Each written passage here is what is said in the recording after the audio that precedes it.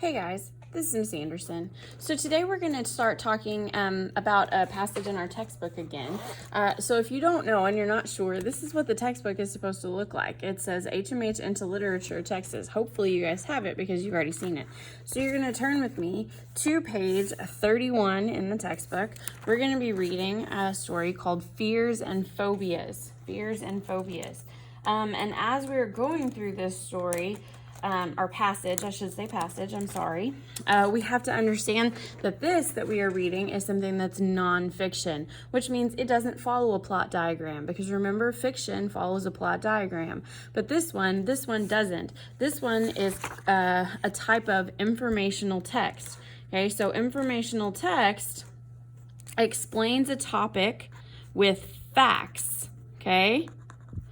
Facts, statistics, and expert information. So in informational text, they are trying to tell you about something. In informational text, you're going to be looking for the main idea of the text. You're going to be looking for the supporting details found in the text. You're going to be looking and making inferences, which are your background knowledge plus information in the text. That's how you're going to come up with inferences. So all of these things are things that you're going to have to look for when you're talking about informational text. Again, the difference between informational text and fiction: informational text does not follow a plot diagram. Okay, so if it doesn't follow a plot diagram, we're looking for the main idea. We aren't looking for the theme, we're looking for the main idea. Okay. And that's, what is the text all about? What is that text all about? Well, my formula for main idea is topic plus the author's main point about the topic.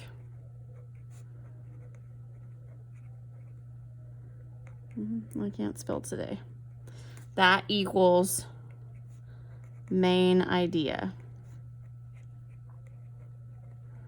Okay, so what is the topic? The topic is going to be, 1 to 2 words telling you what the main topic is that the author is going to be speaking about in the text. But the main idea is that topic plus the author's main point about that topic. Okay, and that is going to give us the main idea. Supporting details are anything in the text that supports that main idea, that backs it up, that lets you know this is support, this is evidence for the author's main idea. Okay. And then our inferences, of course, we're going to use our background knowledge, things that we already know, plus information in the text to make an inference. Remember, inferences are never in the text. You cannot underline an inference in the text. You can underline text evidence for the inference, but you cannot underline an inference, because an inference comes out of your brain, comes from up here. The last thing, we're going to be identifying the structure of the text that we're reading. You did a video this week over the different types of structure, and we have cause and effect, problem and solution, description, compare and contrast, and sequence or chronological. So we're going to identify the type of text structure today too. So the first thing that you're going to need to do when you first start reading a passage and you know that it's informational text, you need to write MSI on it.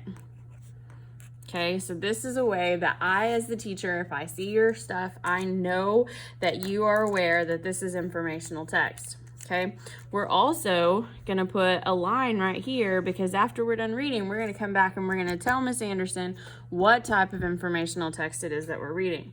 Okay, before you get started reading, it's very important that you always, and let me say it again, always read the background information above a story, sometimes, or above a passage. I keep saying story, it's passage. Before you take a test over the passage, before you answer questions about the passage, especially when we're talking about STAR tests and skill checks and CBAs and all of those different things that we do in reading. If there is background information, sometimes the background information can help you on the actual test. So Let's start. Most people experience fear now and then. Fear is an ordinary part of life. Some fears may be overcome quickly. Others may continue in varying degrees for a lifetime. Science explains why we experience fear and why sometimes our fears seem out of control. Whether it is a fear of spiders, a fear of the dark, or a fear of flying, using science to understand our responses to fear is the first step toward conquering it. Okay, so the title that we have here is called Fears and Phobias. Okay, Fears and Phobias. This is our title.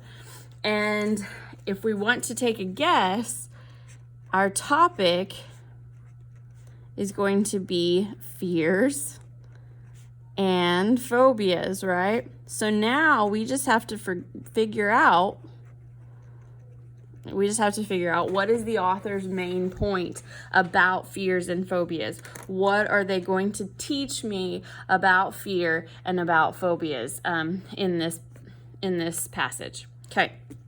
So we are going to chunk it up. Sometimes in informational text, they already chunk it up for you and make it easy. And in this one, they did, right? So every single one of these little sections that is broken down by a subheading, these are called subheadings, we will read on those and we will stop on those, okay? The roller coaster hesitates for a split second at the peak of its steep track after a long, slow climb. You know what's about to happen, and there's no way to avoid it now. It's time to hang onto the handrail, palms sweating, heart racing, and brace yourself for the wild ride down.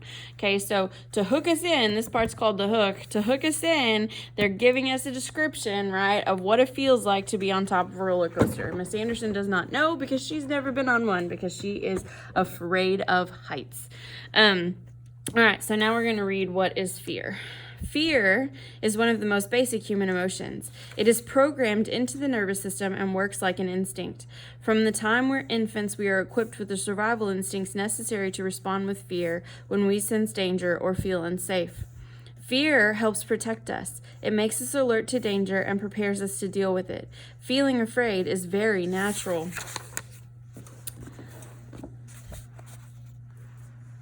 And helpful in some situations. Fear can be like a warning, a signal that cautions us to be careful. Like all emotions, fear can be mild, medium, or intense. Depending on the situation and the person, a feeling of fear can be brief or it can last longer. So, what do we think is the main idea here in this first subsection about fear? It says fear is one of the most basic human emotions. It's programmed. It works like instinct. Fear helps protect us. Okay, so could it be that fear, here we got to do an M, main idea. Fear serves many purposes, right? And then what are my supporting details for the main idea that I came up with there? That it's instinct, survival instincts. It helps protect us. Okay, it's a warning. All of those are supporting details, right? So I underlined all of the supporting details in that paragraph. Okay, how fear works. When we sense danger, the brain reacts instantly, sending signals that activate the nervous system. This causes physical responses such as a faster heartbeat, rapid breathing, and an increase in blood pressure. Blood pumps to muscle groups to prepare the body for physical action, such as running or fighting. Skin sweats to keep the body cool. Some people might notice sensations in the stomach, head, chest, legs, or hands. These physical sensations of fear can be mild or strong. This response is known as fight or flight because that is exactly what the body is preparing itself to do. Fight off the danger or run fast to get away. The body stays in this state of fight or flight until the brain receives an all-clear message and turns off the response. Sometimes fear is triggered by something that is startling or unexpected, like a loud noise, even if it's not actually dangerous. That's because the fear reaction is activated instantly, a few seconds faster than the thinking part of the brain can process or evaluate what's happening. As soon as the brain gets enough information to realize there's no danger, oh, it's just a balloon bursting, whew, it turns off the fear reaction. All this can happen in seconds. Okay, so in this section, when we're talking about how fear works, right, that's our subheading, how fear works. Remember, fear is still our topic. So we've got, when we're talking about the main idea, we've got fear.